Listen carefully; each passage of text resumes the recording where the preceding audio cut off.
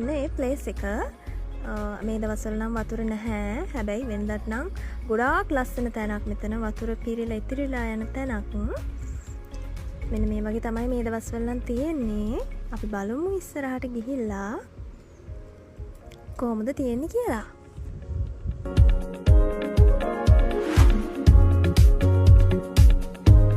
ඔන්න අපි දැන් නාන්න හොඳ තැනක් හොයාගෙන යන ගමන් තමයි ඉන්නේ. අපි බලමු අපිට ලස්සන ප්ලේස් එකක් හොයාගන්න පුළුවන් වේද කියලා.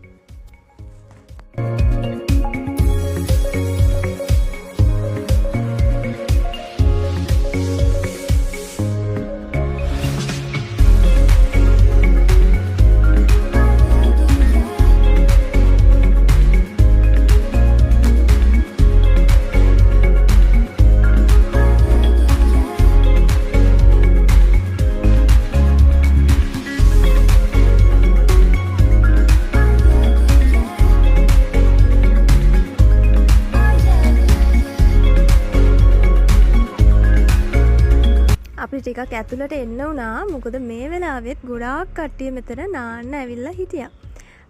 ඇත්තටම මම දන්නේ නැහැ මේ ගඟට මේක ඔයක්. මම දන්නේ නැහැ ඇත්තටම මොකක්ද මේ ඔයට කියන හරි නම කියලා.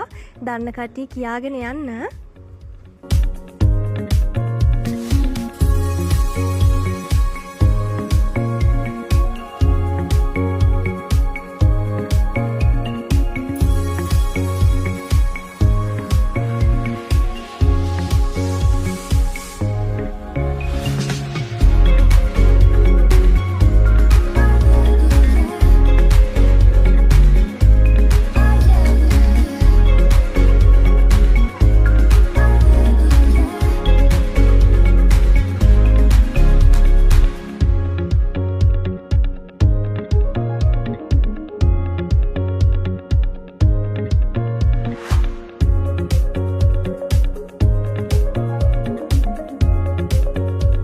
ඔන්න ඉතින් අපි මෙන්න මෙතනින් තමයි පැය ගානක් නෑවේ.